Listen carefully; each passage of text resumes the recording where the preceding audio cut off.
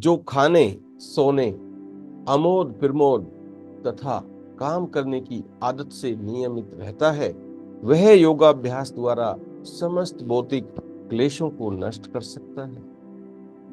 जो खाने, सोने, खेलने, कूदने तथा काम करने की आदत से रेगुलर रहता है, आदत को नियमित कर लेता है, संयम से करता है, वह योगा अभ्यास द्वारा समस्त भौतिक क्लेशों, जो दुख आते हैं, उनको नष्ट कर सकता है। जब योगी योगा अभ्यास द्वारा अपने मानसिक कार्य को वश में कर लेता है, अपने मन के जो दिमाग में विचार आते हैं, उनको वश में कर लेता है।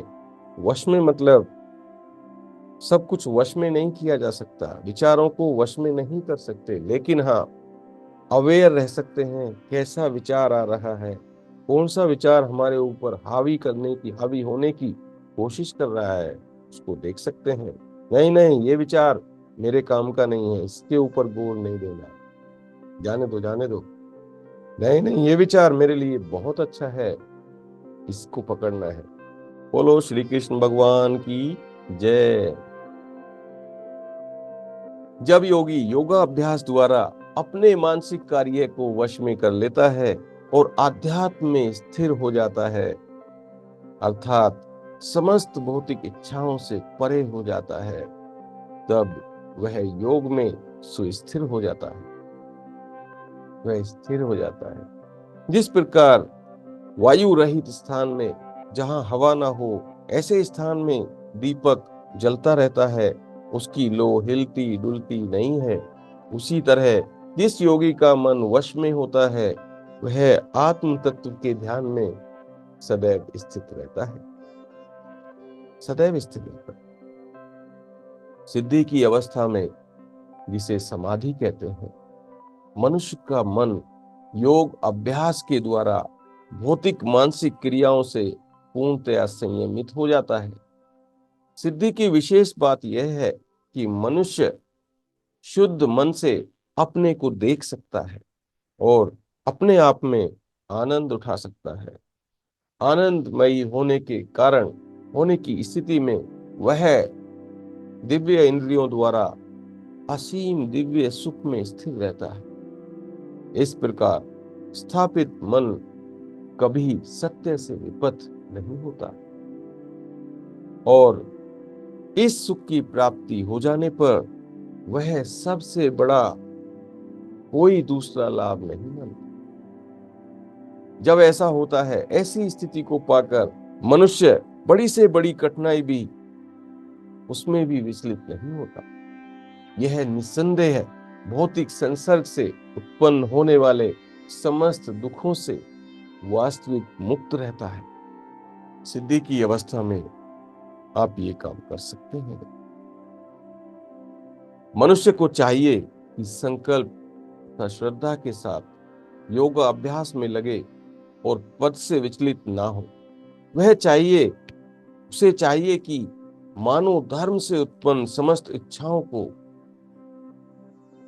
निर्वत रूप से त्याग देना चाहिए और इस प्रकार मन के द्वारा सभी ओर से इंद्रियों को वश में करना चाहिए। धीरे धीरे क्रमशः पूर्ण विश्राम पूर्वक बुद्धि के द्वारा समाधि में स्थित होना चाहिए और इस प्रकार मनुष्य को आत्मा में ही स्थिर होना चाहिए तथा अन्य कुछ भी नहीं सोचना चाहिए। मन अपनी चंचलता तथा अस्तित्व के कारण जहां कहीं भी विचार करता है, मनुष्य को चाहिए कि उसे वहां से खींचे और अपने वश में लाए।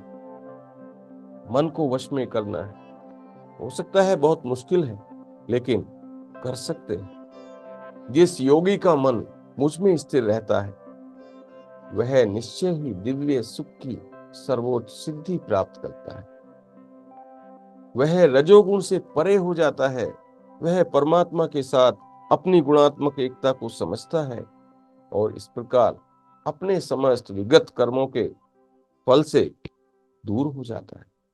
इस प्रकार योगा अभ्यास में निरंतर लगा रहना आत्म संयमी योगी समस्त भूत कल्मश, समस्त भौतिक कल्मश से मुक्त हो जाता है और भगवान की दिव्य प्रेमा भक्ति के परम सुख का प्राप्त करता है, परम सुख का आनंद उठाता है।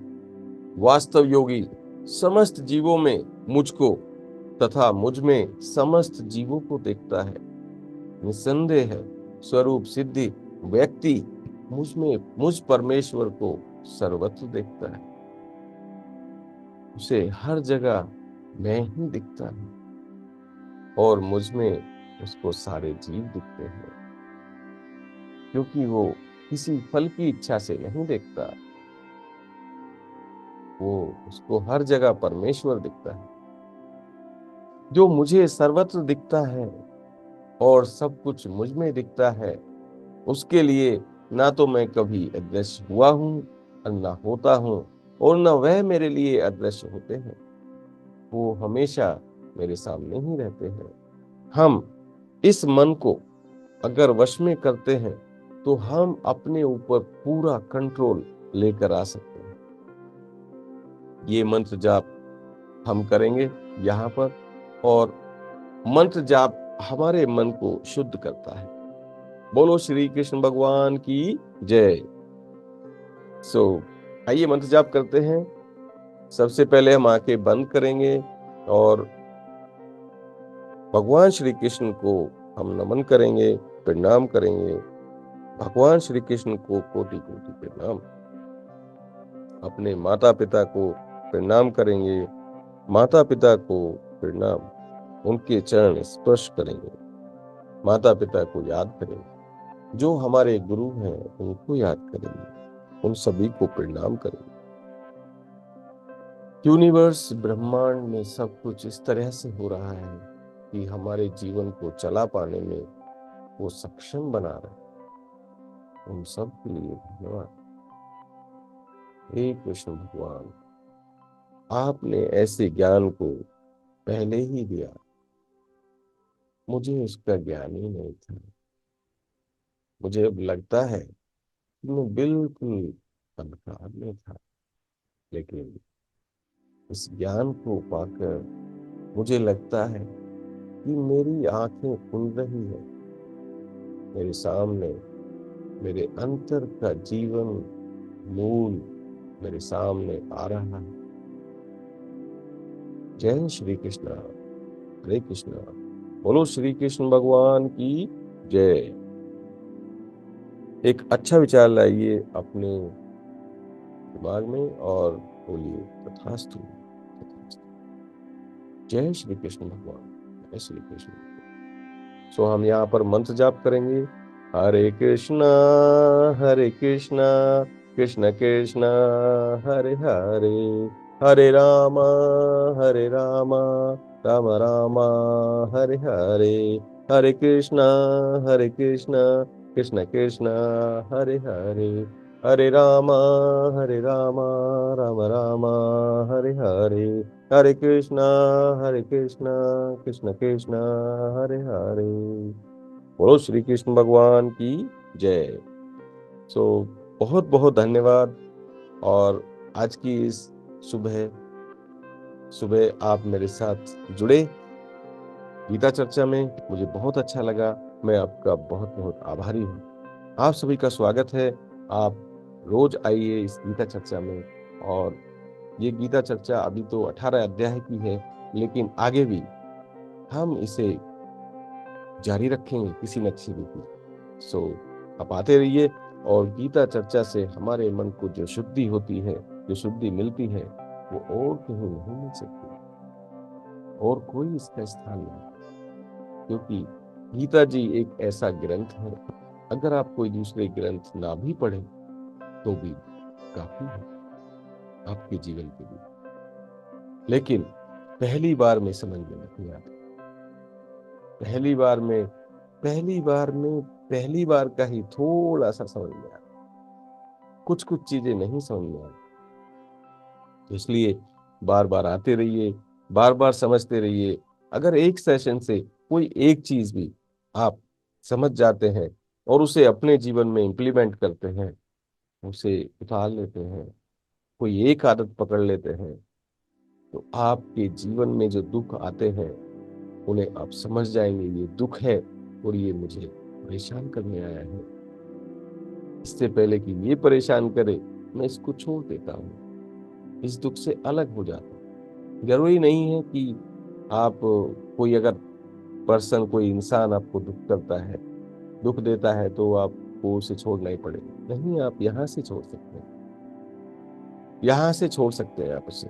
तो और जो उसका फल है, फल की इच्छा नहीं करेंगे तो कभी किसी से परेशानी ही नहीं है। इच्छा करने से ही परेशानी आती।